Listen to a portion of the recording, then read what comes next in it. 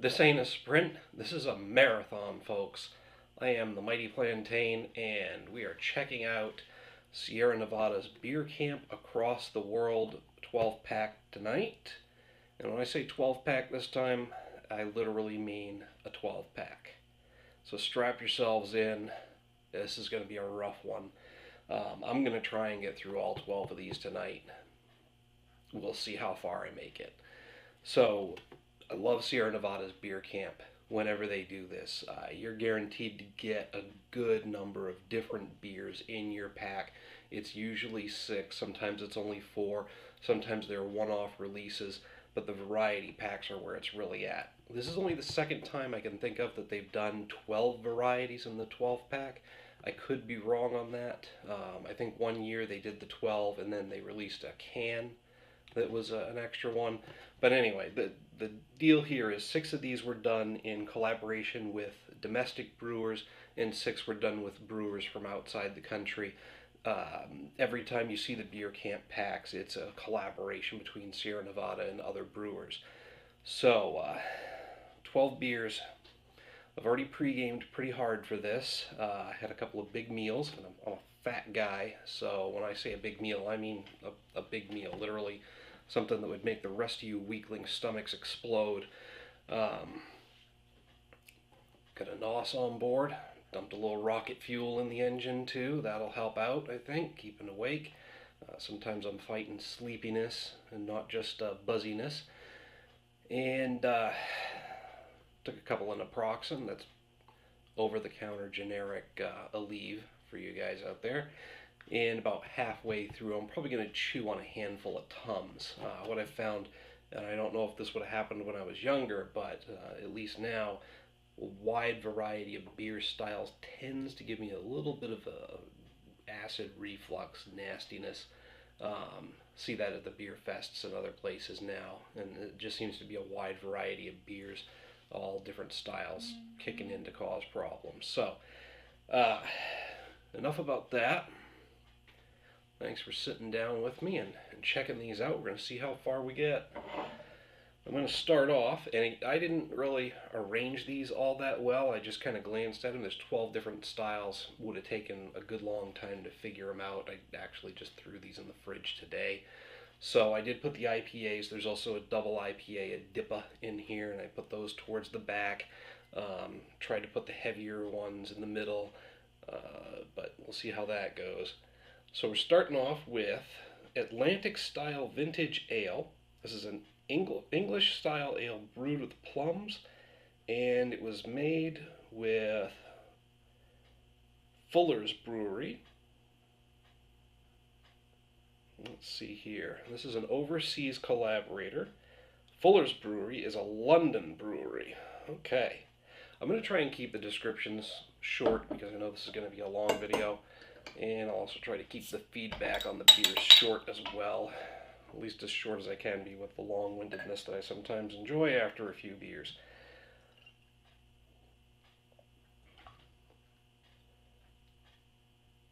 Nice. So an Atlantic-style vintage ale, English-style ale brewed with plums. I'm already stumbling over some of the phonetics here, so let's see how well that goes towards the end of the evening. Slightly cloudy, bit of an amber color to it, probably some of that imparted by the plums, although the flesh of the plum tends to be yellowish. It's actually the skin that's purple, so I guess I'm wrong about that. Who knows where that color comes from, but it's got a nice amber hue to it. Like I said, slightly cloudy. Pretty effervescent, though. Alright, so beer number 2 is Raspberry Sundae. It's an ale brewed with lactose, cocoa, vanilla, and raspberry. It's from a stateside collaborator, The Brewery, B-R-U-E-R-Y, in Orange County, California.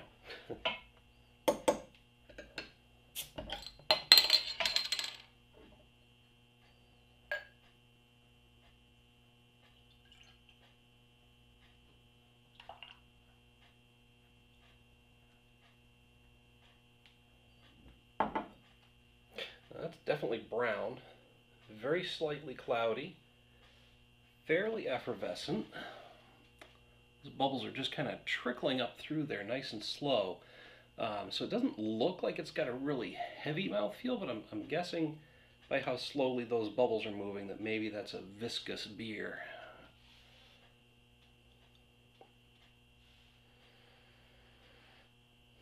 Not much of an aroma coming off of it.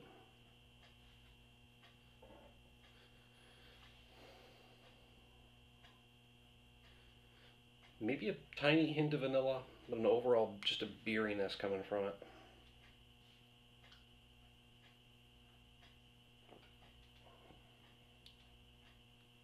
It does have a nice medium mouthfeel.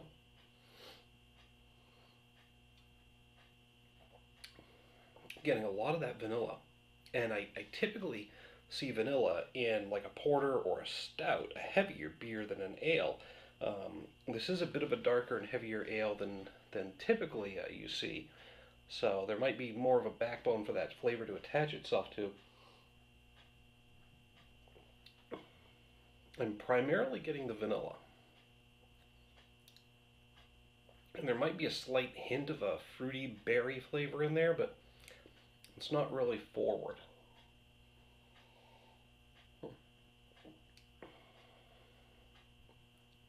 Overpoweringly vanilla. I guess I shouldn't say overpoweringly because that puts it in a negative light. But the vanilla is very forward, and that's primarily what I'm getting, followed by just a general beeriness, and then maybe a light berry fruity finish. Overall, not bad. I am impressed by the fact that I'm getting that vanilla so forward in a lighter beer than I typically see it in. I'm going to hit this with a 3.5 out of 5. I'm enjoying it. I'm going to finish enjoying it and move on to number 3. Okay, beer number 3 is another one from an overseas collaborator. This is Campout Porter, brewed with vanilla and honey. There'll be a lot of ones with vanilla in this pack, apparently. This is done in collaboration with Garage Project from New Zealand. Hey, how about that? Let's see here.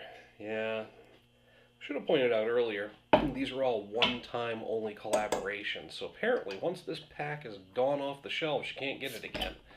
I'll try to get this review finished and posted before it's likely to disappear out of the stores. That way you'll be able to check it out on time.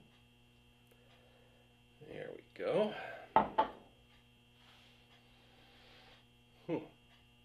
It is a very dark porter. It's actually got a little bit more lightness to it than I would expect. Most porters, that much light doesn't come through and you can't actually see how brown they are. I'm used to not being able to see my fingers through them. Granted, there's just a little bit of a shadow, so it's a pretty light porter, but not very effervescent. Got a decent head on it, but I don't see very many bubbles coming up through. Not that you could really see them in this anyway. It's dark enough that you can't see that much, but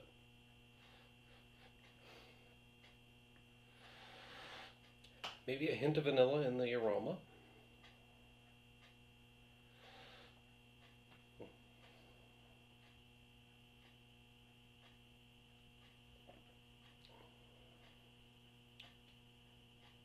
Up front with vanilla, but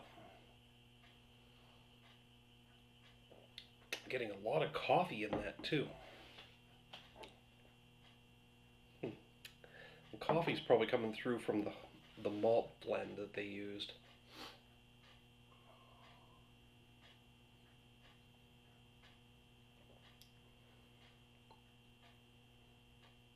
There's something interesting in the finish.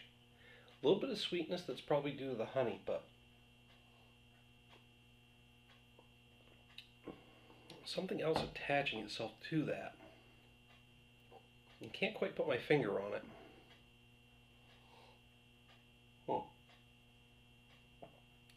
A little bit of sweetness with maybe a hint of a floral note to it.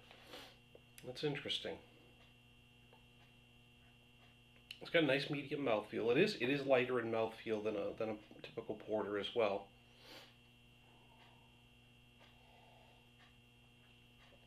Overall, quite a good beer. I think I'm going to hit this one with a 3.5 out of 5 as well. Somewhat above average, pretty decent, easy to drink, quite good, but just not blowing me away with anything unique or different about it. Oh, pardon. So I'm going to finish this one off, and I will check in with number 4. Alright, so beer number 4, right here. This is Thai style iced tea. It's an ale brewed with lactose, orange peel, black tea, tamarind, and star anise. And this one's in collaboration with Ayinger Brewery. It's an overseas brewery from Denmark. Not too enthused about the star anise. I gotta tell you, where I work, I actually handle some raw seed spices from time to time, and anytime I have to deal with a bag full of anise, the dust gets up in your face, and all I can taste is anise for the rest of the day. That's right. Especially anything sweet. My whole mouth feels like it's full of anise all over again. Anyway, enough about that. I gotta step up the game here. It is 11:30 in the evening, and I'm only working on beer number 4. So if I want to get these done at a reasonable time, i.e. before, the wife gets up to go to work tomorrow morning, I better start pounding them a little quicker. Alright. So that's a nice light colored beer. A little bit of a copperish hue to it. Slightly effervescent, quite clear, maybe just a little bit cloudy, but not very cloudy.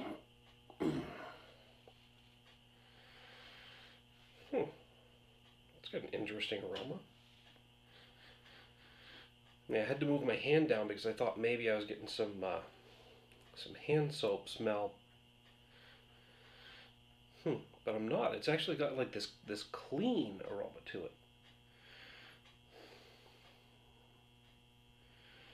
Not like soapy or floral or anything. It's like this clean, fresh scent.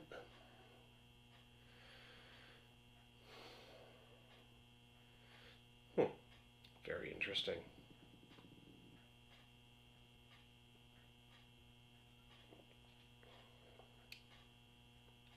It's got a nice light mouthfeel.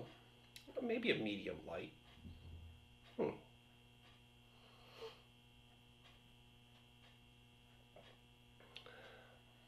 Definitely getting the anise there.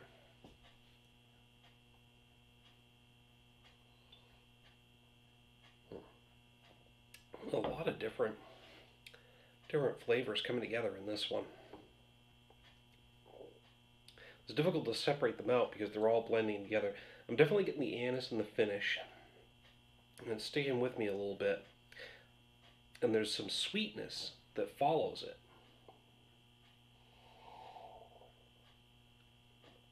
But I am definitely getting that impression of like an iced tea, a brewed tea up front. And then, yeah, it's the anise and the sweetness and the finish that are overpowering it.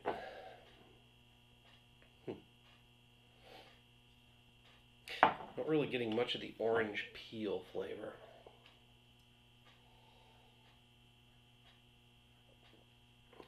Yeah. Up front is like a dark brewed iced tea. And then I'm getting that anise and some sort of sweetness in the finish. That's really all I'm getting from it, but it is definitely different and unique. I'm going to bump this up to a 4 out of 5, over and above the others, well, except for that first one was a 4 out of 5. This is really interesting. It's not enough to make me go wow or blow me away, but it is definitely a highly above average beer that's got some different flavors to it. And it's interesting enough, I could probably drink a handful of these before getting tired of it. So that's that one. I'll finish that up. Move on to number 5. And try and get through these real quick here. Alright, number 5. This is Dunkelweizen. I think I'm pronouncing that right. I mean, here in America we just say Dunkelweizen, or Weissen, or Hefweizen, Hefweizen. It's Dunkelweizen. think. Correct me if I'm wrong. This is from Ayinger Brewery out of Bavaria. Dunkelweizen. It's like a V and it flows smoothly into the next one.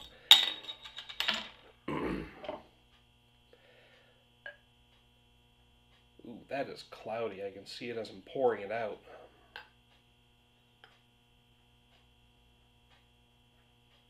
That is brown and cloudy.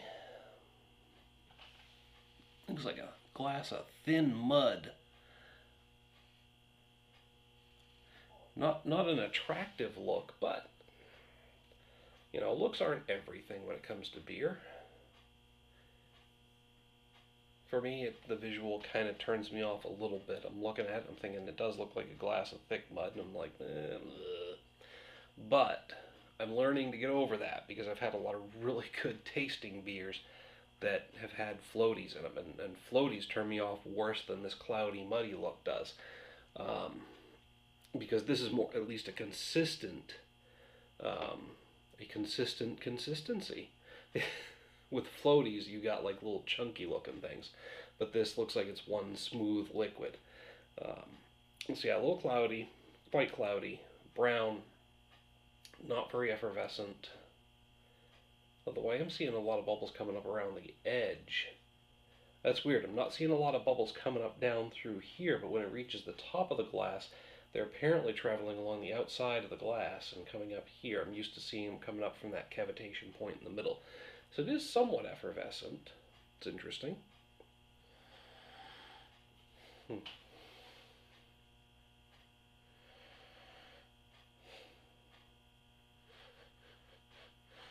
Getting a general beery aroma.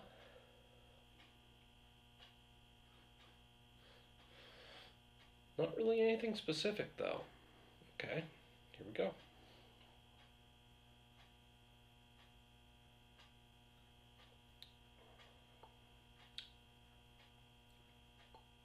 Not bad. It's very smooth. It's got a nice medium mouthfeel.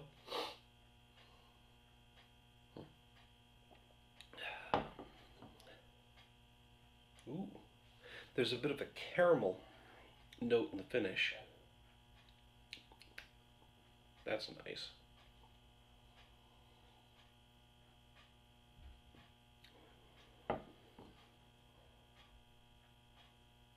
Very smooth going in, nothing really standing out there though, until that caramel note in the finish. And there's a slight hint of sourness to it, but it's not an off-putting sourness, and it's not anything that interferes with the caramel taste that I'm getting in the finish.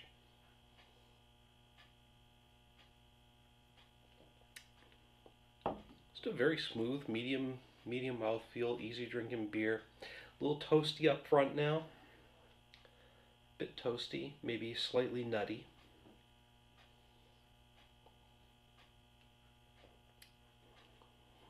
Toasty and nutty with a hint of caramel and some sourness in the finish. Not bad. I'm going to hit this one with a 3.5 out of 5 as well.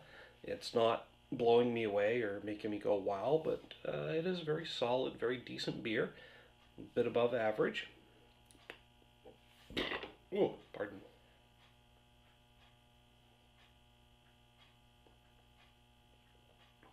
I had to take another sip because I think I'm getting a hint of a saltiness too there, but it's like in the aftertaste on the back end of the palate. Pardon. So that's not too bad. Interesting. But still sitting at a 3.5 out of 5. So I'm going to finish this one up and move on to number 6. Alright, so we're up to the 6th beer and the halfway point in this pack. This is Ginger Lager, and it's the first out of 3 cans in this 12-pack as well, which also means it's 1 pint, 16 ounces. These have all been 12-ounce bottles. The 3 cans are 16 ounces, so you're actually getting, in this 12-pack, 9 more ounces of beer than you would in a typical 12-pack of bottles. So, a little extra bonus info there. So this is a lager brewed with ginger and cayenne, fermented on oak. So we've got some woody characteristic to this probably. And Ginger and cayenne. It's probably going to have some spiciness to it. See how that comes out. This is a collaboration with Surly Brewing Company, a domestic brewery in Minnesota. Oh, jeez. Oh, yeah. That's just okie dokie. Yeah. I once heard or read a comment on the internet that said Kermit the Frog sounded like a Minnesotan choking on melted cheese. So I guess, I don't know why I felt the need to share that. Well, coming out of the can probably helps here, but it's quite effervescent and bubbly, and I put a pretty decent head on that, but lager for sure. Look at that nice golden yellow color.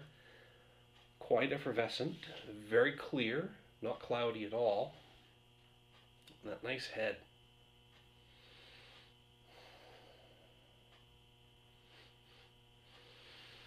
I'm wondering about the canned beers here because I'm actually getting a bit of a metallic odor to it. Not odor, aroma.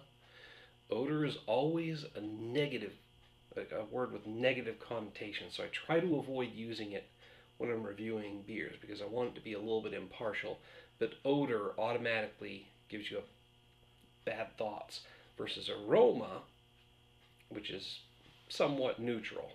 Bouquet is very positive, but I am getting a bit of a metallic aroma coming off of that. And now, I've had some beers from Sierra Nevada in cans before, and they usually do a pretty good job of either lining the can with something that prevents the metallic taste from coming through, or brewing a beer that complements that metallic taste that comes through.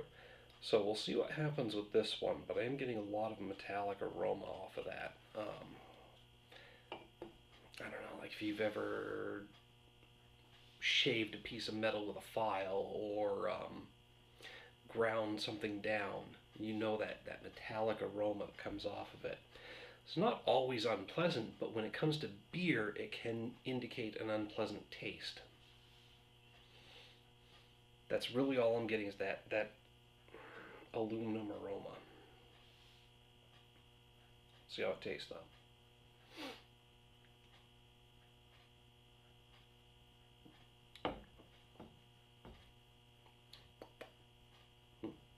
A little bit of that metallic taste coming through in the finish, so. Ooh, there's the pepper and ginger. They're actually combining into this nice little spicy kick at the end. So let's see.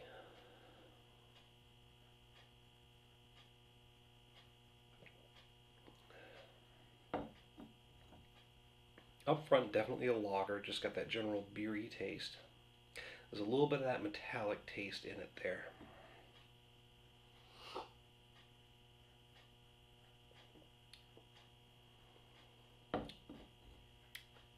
Kind of smooth in the middle. It's got a nice medium mouthfeel, so it's a little bit heavier in mouthfeel than I would have thought based on the appearance.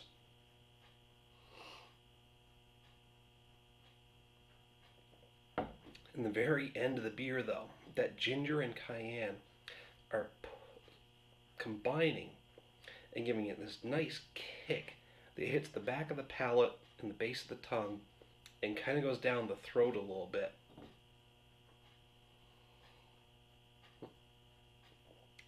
Gives a little hint of spiciness without actually being spicy, because the ginger is and cayenne, the cayenne being a pepper, it's not a peppery pepper with a lot of capsaicin. It's more of a pepper, like pepper flakes.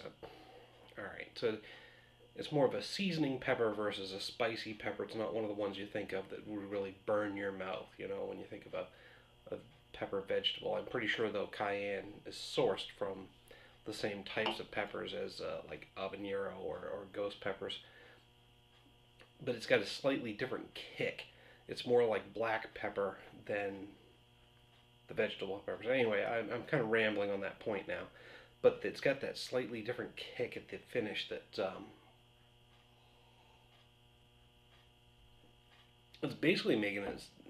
It's basically a lager with the metallic can taste, but that little kick in the end is bringing it up a bit. And yeah, I got to give it a 3.5 out of 4. 3.5 out of 5, sorry. Pardon. I was getting ahead of myself there. I'm not quite ready to bump it up to a 4 because other than that peppery kick at the end, it's kind of a one-trick pony. It's a lager, it's got the metallic taste, that detracts from it, but that kick at the end kind of saves it. Without that peppery kick that's provided by a combination of the ginger and the cayenne, I would have put this honestly at a 2.5 out of 5. But that little peppery kick is what's actually making it above average beer and giving it some extra points in my book because it's distinguishing it from just a plain old canned lager. Don't get me wrong, that peppery kick is really nice. It's coming through very well. But that's just what I think about this one. I'm going to open it up down in the comments, the email link down below. As always, hit me up down there. Let me know what you think about this or any of the other beers in the pack. I'd like to know if you agree or disagree, what your thoughts on the beers are. Hell, even tell me I lined them up wrong, because like I said, I didn't put a whole lot of thought into that. But I'm going to finish this beer off. We're at the halfway point. I'm going to move on. I'll be back with number 7. Okay, so we're up to beer number 7, which means we have passed the halfway mark. Now, I mentioned my pre-gaming earlier, which meant having a couple of big fatty meals to absorb alcohol.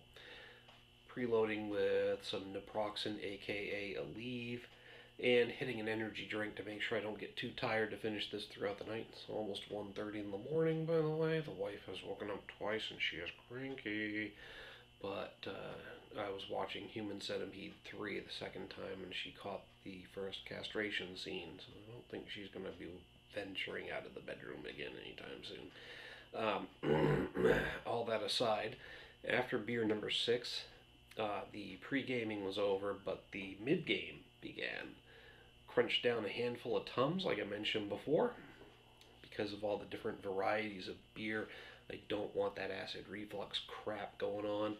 And I did suck down a 32-ounce bottle of Gatorade, because it's important to stay hydrated. In between the water that I've been using to cleanse the palate between each beer, a 32-ounce Gatorade, not a bad way to stay hydrated. 90% of the effects of hangovers are related to dehydration. So putting that Gatorade in your system halfway through the night or towards the end of the evening, not a bad idea. But I don't know how the end of the evening is going to go. So planning ahead here and getting it in now before I pass out. I almost said fall asleep, but I'm more likely to pass out from the alcohol than I am to fall asleep tonight. So anyway, little couple of tips. That's enough about that. This is the dry hopped Barleywine Style Ale. Avery Brewing. I think I've had a couple of things from them. They're actually a stateside brewery in Colorado. Barleywine Style. This comes in at, I think, 9.4% ABV. Yeah, 9.4. So it's a dry hopped barley wine. Promises good things. But here's the thing. The ABV is actually just suddenly spiked because we had 8%, 8.4%, and then these guys were averaging around 6 or so. So we're jumping back up to 9.4. I'm a little worried that the rest of these are going to be higher ABVs towards the end, especially where I saved out a double IPA or a DIPA for the last one. But nothing to do for it but to cruise through them and hope that they don't kill me in the end.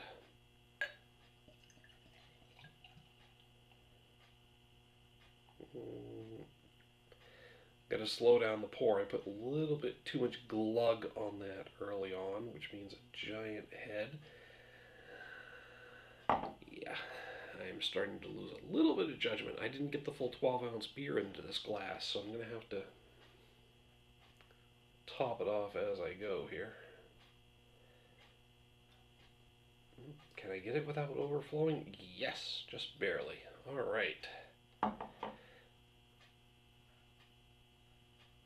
It's got a very nice amber brown color to it. quite effervescent. Like I said, I did glug it out pretty fast, but quite a few bubbles still coming up through, which means that head's going to get refreshed, even though I poured it a little aggressively. It's pretty effervescent on its own. It's clear, not very cloudy, just slightly cloudy.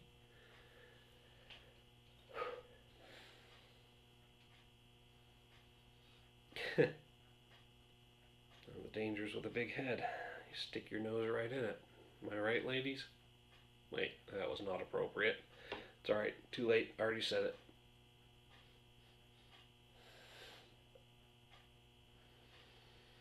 I am getting an overall hoppy bitterness.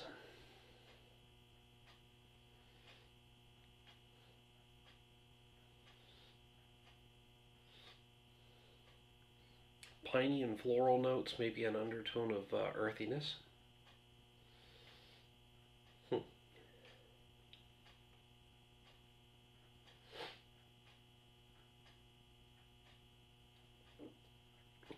Oh, that's definitely a barley wine. It's got that winey, tangy, high ABV kick up front. It's got a remarkably light mouthfeel, though. Even for a barley wine, very light mouthfeel.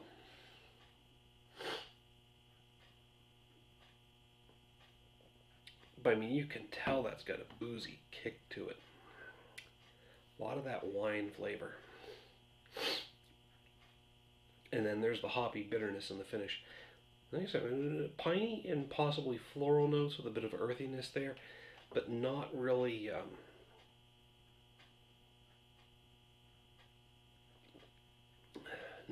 obvious. They're very subtle. Overall, it's a hoppy bitterness in the finish, and it kind of resolves into piney, floral, and earthy notes as it kind of lingers on the palate and the tongue.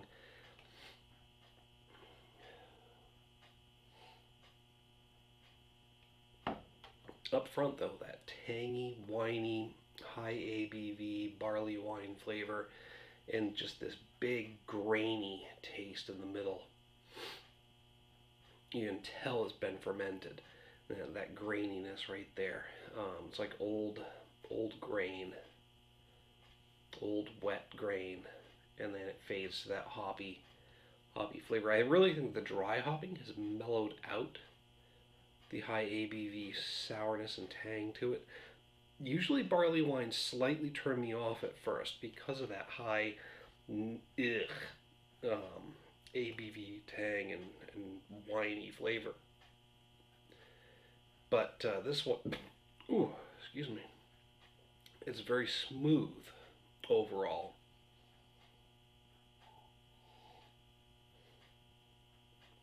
I really think it's that dry hopping, the fresh hops being introduced in the aging process that really mellow it out and give it a hoppiness that covers some of the more negative aspects well, what I consider negative aspects of a barley wine.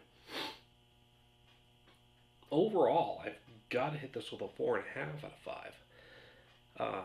Mostly, what's giving it extra points is the fact that this is a barley wine that's not turning me off because the dry hopping has mellowed it out, like I said. I'm not typically a huge barley wine fan, but this one's really nice. And that's getting it, like I said, those extra points. So I'm going to finish this one off. I might take my time with it where it's at 9.4%. And I will come back for number 8. Alright, folks. We're up to beer number 8. Yep, 8. And this is from Sierra Nevada, of course, in collaboration with Saint Arnold Brewing out of Texas. This is the dry hopped Berliner-Style Weisse. And let me tell you something, at 4.2% ABV, it is a welcome reprieve after that 9.4% barley wine, because I'm telling you, that thing is hitting me pretty hard and starting to make me question my decisions. We're at 2:10 in the AM. And after this, I've still got 4 beers to go. So hopefully the rest of them are lower ABVs, because I gotta tell you, making it through the full 12 pack is looking a little sketchy at this point. Tink. Making sure I can line them up and get them all in the camera view. This is fairly cloudy. It's a pale yellow cloudy beer. Look at that. Slightly effervescent, but not very. There's just a couple of bubbles here and there coming up through it.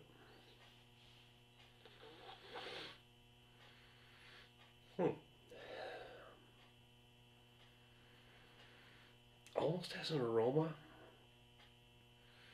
of burnt rubber. That doesn't sound pleasant, but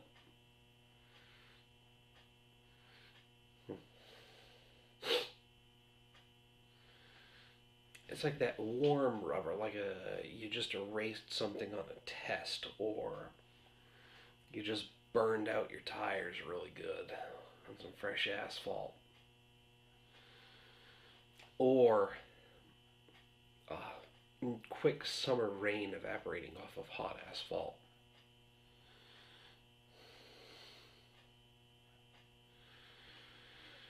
That's all I can think of. It's this weird but oddly pleasant rubbery smell. Interesting.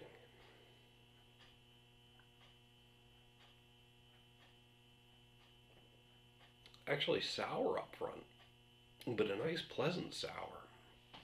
Not the kind of sour that turns me off like the saisons, everything else from a wild yeast does, but just this very nice tangy sour. Got a pretty nice light mouthfeel. I think this belonged earlier in the lineup than some of these other heavier beers, but maybe it doesn't, because like I said, it's a nice welcome reprieve if you're going to try and get through all 12 of these in one night.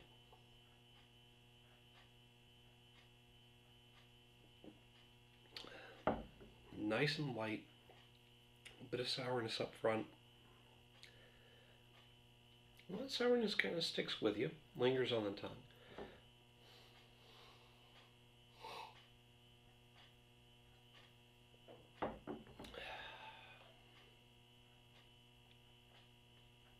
Lemony. It's a lemony sourness. There's really nothing else detracting from it. Dry hopped Berliner-Style Weisse. It must be citrusy hops that they used, because that's all I'm really getting is that lemony, citrusy taste.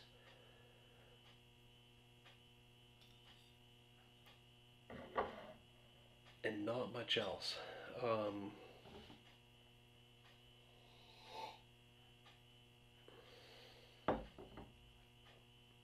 I rated this with a 3 out of 5. It's not great, it's not bad, but it's a little bit, just slightly above average, because it's nice and light and crisp and refreshing, and that sourness is making me think more of a shandy, something that's mixed with lemonade, than actually a Berliner-Style, Berliner-Style, yeah, Weisse.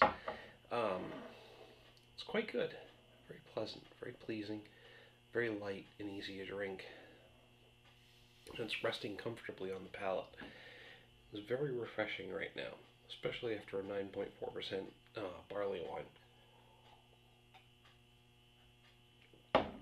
And I think it's getting some extra points just because of its positioning in this pack for me, and the way I lined them up. But yeah, 3 out of 5. Not impressing me overly much, but given the fact that I smelled burning rubber off of it, or, you know, eraser rubber off of it, and that's the only aroma I got, and then the taste comes out to be this light, crisp, refreshing, citrusy thing, I think that's getting it the above average points as well. So that's that. That is number 8, and we're going to finish this up and move on.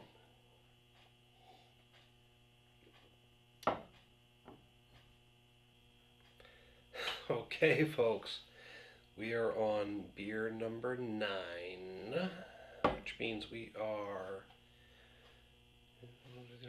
So 8 out of 12, three quarters of the way through this whole thing. This is the Hoppy Belgian-Style Golden Ale brewed with lemon peel. Can't tell if the Golden or the Hoppy Belgian style is actually the name of the beer. This is done as a overseas collaboration with Duvel Mortgat, Moortgat, Mortgat, from Belgium. So far, I've gotten through one really scary, creepy fucking movie. The wife waking up twice and being really bitchy about the fact that I'm up doing this many beers in a row. And the child waking up, mostly because I don't think she's old enough to know how to really stifle her cough or deal with it, or actually hack up a ball in a loogie like anybody else would be able to. So she sits there weakly coughing all night. Anyway, see, my inner asshole's coming out at this point.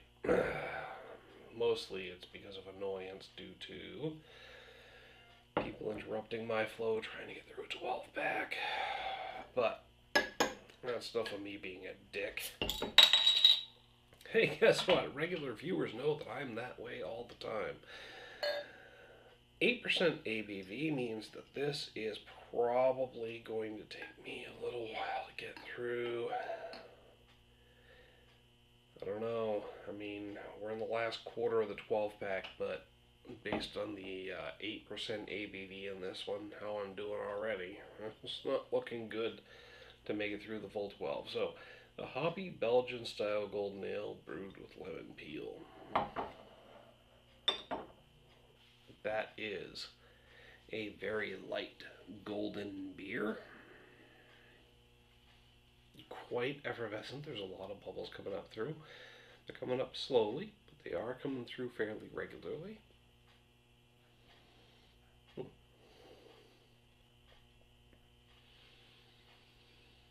Overall beery aroma.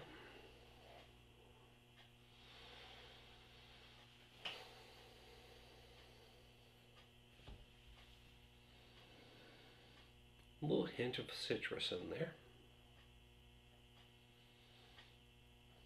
But not much jumping out at me in the aroma.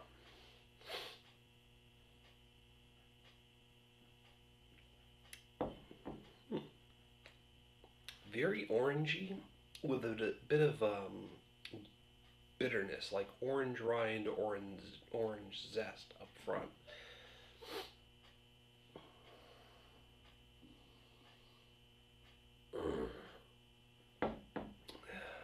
Yeah, like eating a very much the rind, not necessarily the skin or the fruit, but just the rind, that whitish, fleshy part of a citrus fruit up front.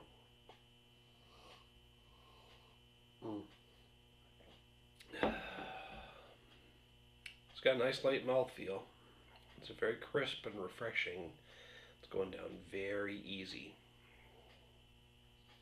Deceptively easy given the 8% ABV.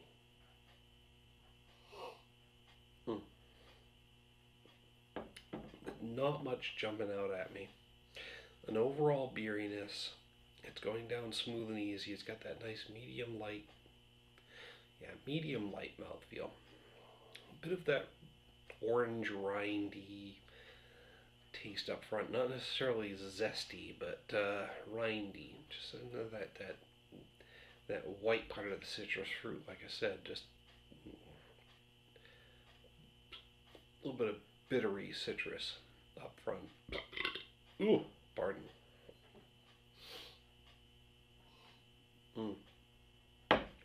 That smooth, easy drinking, beery feel afterwards. I gotta hit this with a 3 out of 5. It's just not impressing. I mean, bear in mind, I've said it before, and I said I wouldn't repeat myself, but on a scale of 1 to 5, a 2.5 is an average. So, 3 is just slightly above average. It's not a beer that I'm not enjoying. It's not a beer that I'm going crazy about, but I'm not quite ready to put it in the average category. It's just barely nudging itself above average with a 3 out of 5. So I'm going to drink this one as quickly as I can without ruining myself. And I will be back to check in for beer number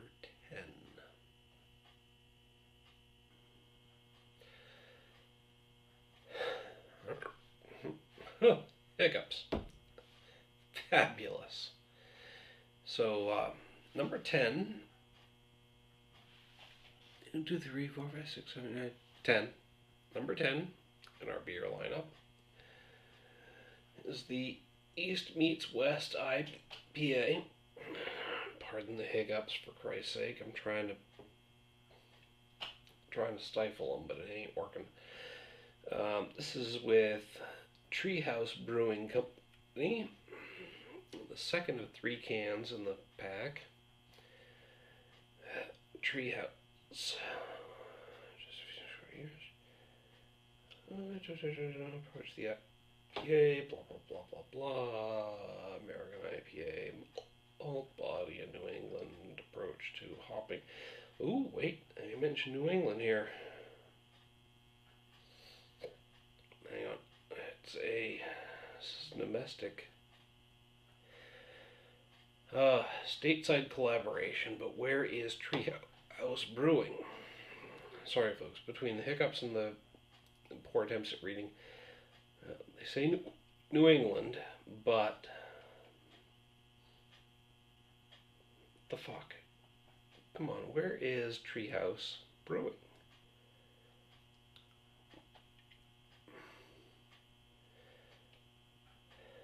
Beer was just juicy hoppy flavor. Oh, come on. Hang on, I'm trying to kill the hiccups.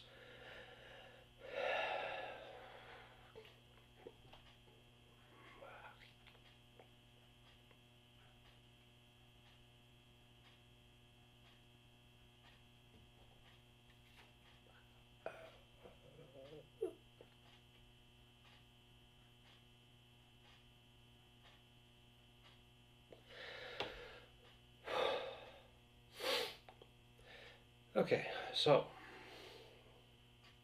I think I effectively killed the hiccups. But still nothing here on Tree House Brewing except they're in New England. So, somebody else can narrow it down to a state. I just spent way too much time on this beer just tamping down the hiccups. So,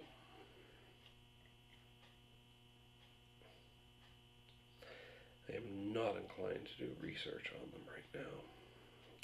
Although the hiccups are 100% honest here, my fault for trying to do this 12-pack in one night, more than they are the fault of any brewery involved. Let's shut up about that.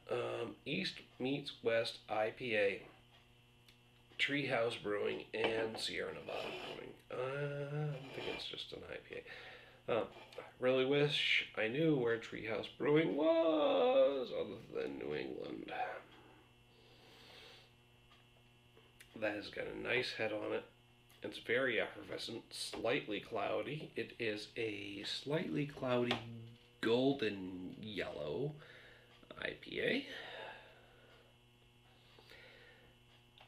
Actually, I would say more than slightly cloudy. It's a mid-cloudy. There's actually some flecks in there. So a slightly flocculent IPA.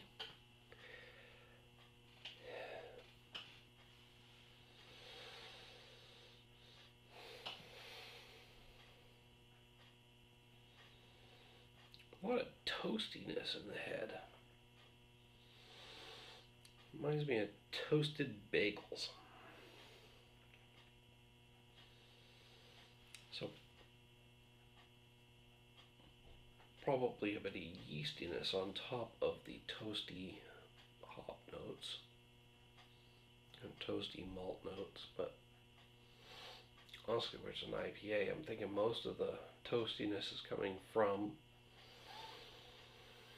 earthy hop notes, but there's also some citrus and floral in there, and some earthiness as well. So well-rounded hop blend that's hitting my palate pretty good right now.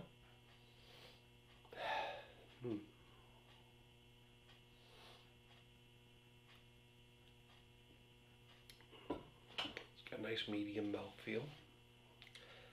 Lots of hoppiness.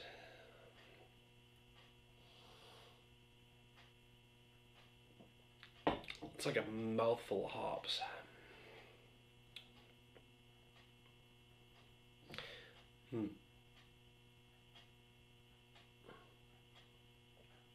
It's one of those hoppy beers that's just on the cusp of being cloyingly hoppy.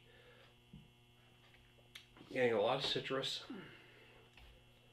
a lot of earthiness, some floral notes, but in addition to the earthiness, in the aftertaste, in the very aftertaste, I'm getting a bit of metallic taste from the can, which happened with this other can. Guys, I understand the economic benefit of having the canning process in place for different breweries, but if you're going to do this beer camp collaboration pack, if it's a brewery that does canning exclusively, put your collaborative brews in a bottle if you can do it at all. I've had some great canned beers. I've had some other breweries that have done great things with canned beers, but so far, this one, I only got the aroma of the aluminum metallic flavor coming off of the can. This is the ginger lager. But the fact that the aroma was there makes me think that it influenced the taste. But here, with the Meets West IPA, with Tree House Brewing, there is a lot of metallic tinge in the aftertaste, which makes me think that this particular one, the can influenced the flavor more than anything else, which makes me call into question this can, because they're similar size, similar shape. I'm thinking it's the same canning company.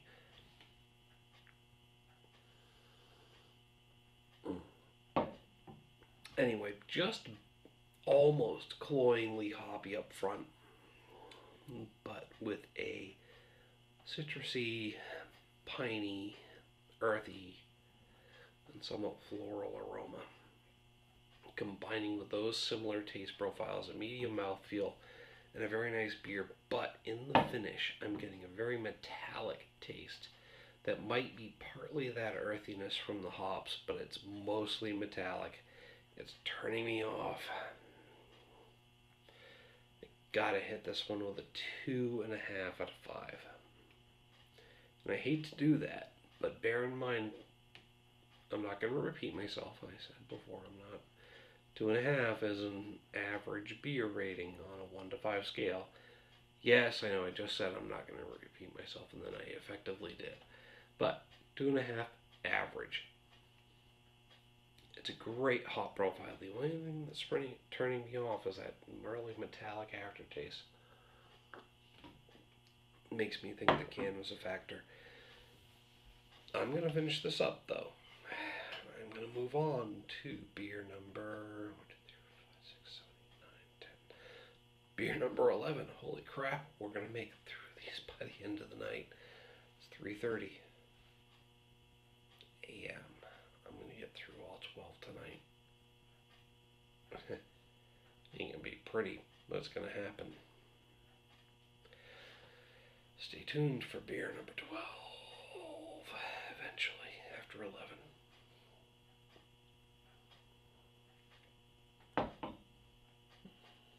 Okay, alright. Beer number 11, I believe. In this lineup, this is the white IPA with yuzu ale brewed with coriander, nutmeg, and yuzu from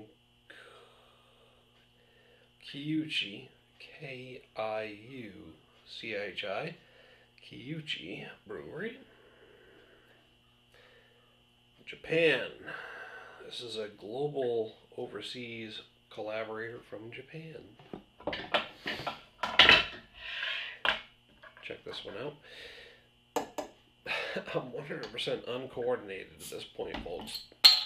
But hey, are you doing any better after 11 beers? 10 beers? Working on number 11? Well, maybe. Maybe not. I don't know. Let me tell you this. I know one thing for sure. If your wife wakes up in a pissy mood because she's got to go to work and you don't, and you've been up all night filming beer reviews and she hasn't, somehow that's your fault and you're the asshole. Regardless. Just a note. Make sure you know that. As a slightly cloudy, very pale yellow beer, slightly effervescent. Few bubbles coming up through there.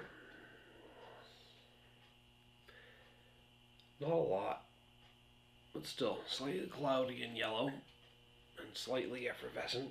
Yeah, I pulled that back a little bit too fast for you, but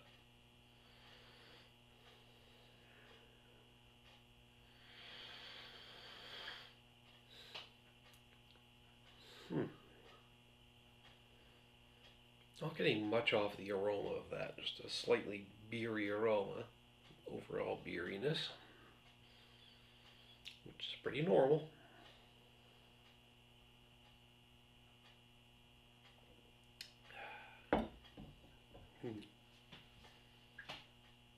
It's quite bitter.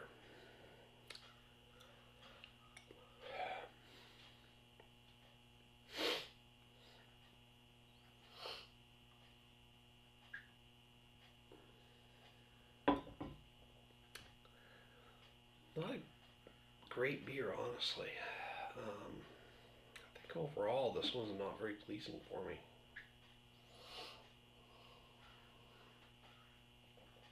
Bear in mind, this is 11 out of 12 beers at this point in the evening.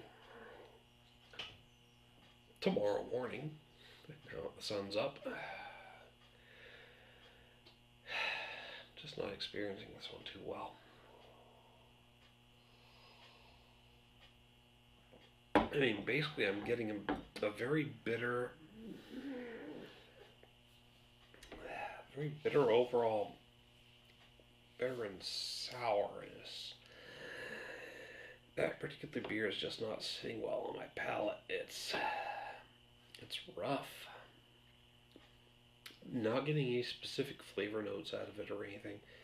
It's just bitter and sour, and it is somewhat off-putting. I gotta hit this with a 1.5 out of 5, honestly, and I hate that because I'm almost wondering if I'm getting flavor overload from all these others, but it's just bitter and sour and not at all pleasing. It's actually metallic despite the fact that it came out of a bottle instead of a can, and just very off-putting. I say 1.5. I'll bump it up to a 2 because it's not completely unpleasant, but I'm going to hit this with a 2 out of 5. I'm just not enjoying it. I really, really hope that that's a standalone factor and not an after effect of all these others. So hopefully other people collaborate and agree with me. I'm going to finish it up nonetheless because it's not worth dumping out or wasting, even at a 2 out of 5. When I finish it up, I'm going to move on to number 12, the final beer in this pack. 1, 2, 3, 4, 5, 6, 7, 8, 9, 10, 11, 12. Alright, some of you are wondering how the hell I managed to butcher that tune, and the others are saying, where the fuck did that tune come from in the first place? For the latter half of you, don't worry about it. It's beyond your time and understanding. For the first half, yes, I know, I just destroyed Sesame Street memories for you.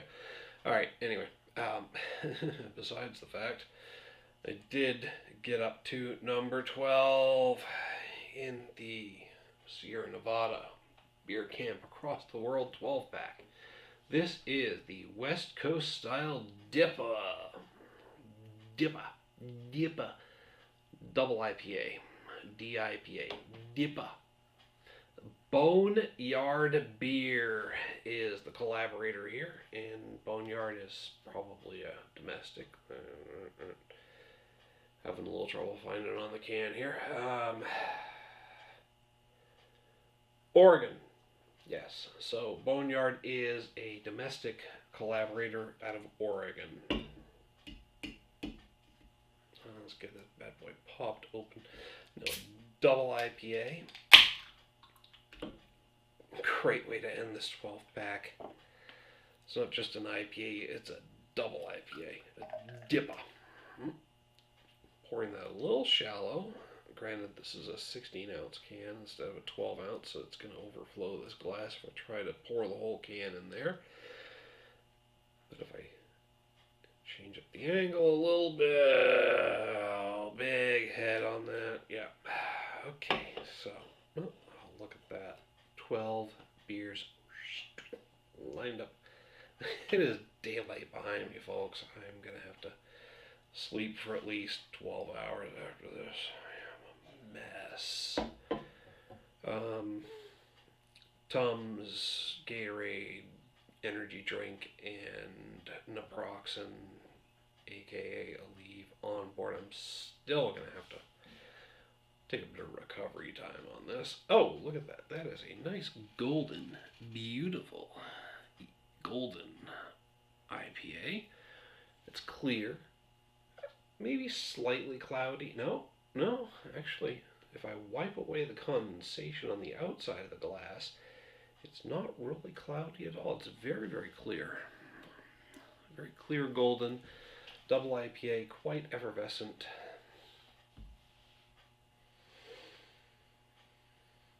Give me an overall hoppy bitterness off of it.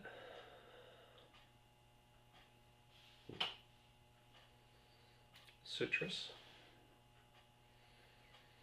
Pine.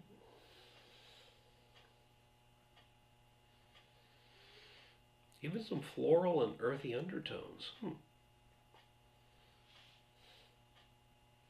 And there is a slight metallic tang from the can. I'm sorry guys, look, Sierra Nevada, back to the drawing board on your cans. Maybe it has to do with the your collaborators and how they can their beers, because I see most of these are in the Sierra Nevada shaped bottles. But for anybody who's canning and collaborating with you guys, I gotta say, go back to the drawing board on these cans, because I picked up on the metallic aluminum tang, at least in the aroma on all three of them. I don't think I mentioned it on all three of them, at least two of them, but in the taste category, at least two of them have had that metallic tang. Okay, alright. I'm rambling. It's the end of the night. It's 12 beers in. Well, 11. Soon to be 12. You deal with this one and not deal with this one. That's negative. Let me get this one in so we can finish this up. But yeah, citrusy, piney. Slight hints of earth and floral notes, but overall I'm getting that metallic tang from the can. It is slightly effervescent. I mentioned that before. There's a few bubbles coming up through. Alright.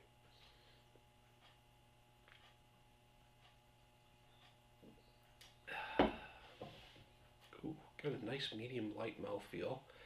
It's definitely a double IPA. Hit me up front with a heavy hoppy bitterness.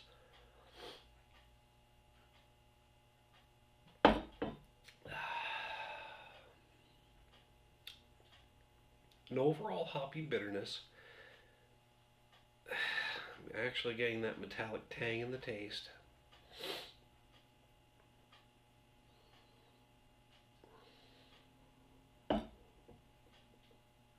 Then as it fades, I'm getting primarily pine, followed by floral, hint of citrus, a hint of earthiness, and then that metallic tang coming through in the aftertaste and the finish. So I don't know if the can ruined this for me or not, but I gotta say, a really well-rounded double IPA that has citrusy, piney, floral, and earthy notes. And I want to give it a 4 out of 5, but that metallic tang is pulling it down to a 3.5 out of 5.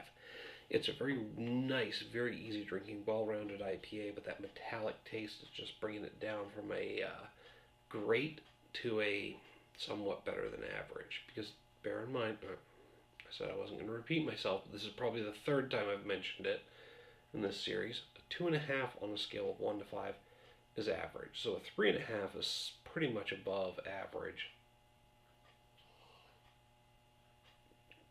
I'm putting this in a solid 3.5 out of 5, and the only thing keeping it from a 4 out of 5 is that metallic tang that's just ruining the overall taste.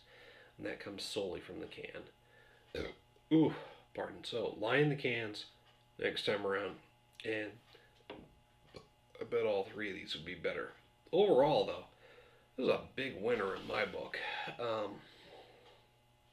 If you like different beer styles, you like different tastes, definitely hit up the beer camp around the world 12-pack, or across the world 12-pack.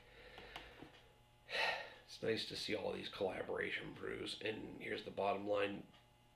You buy this 12-pack, you're getting 12 beers that you're only going to get one time. They all say one-time collaboration. It's definitely worth the money in my book. Sierra Nevada's beer camp is always worth checking out.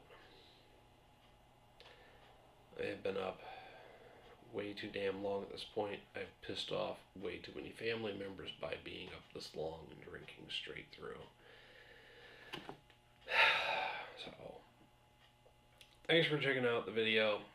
Hit me up down below with a like and a share. Don't forget to click on subscribe. When you click on subscribe, you'll get a notification every time I post a new video. Hopefully you're getting some value out of them. They're taking the mystery out of your local beer cooler at the very least, giving you some entertainment value as well, hopefully. Wow, I said hopefully a lot of times too tonight. Till next time, folks, thanks for tuning in and bearing with me. Cheers.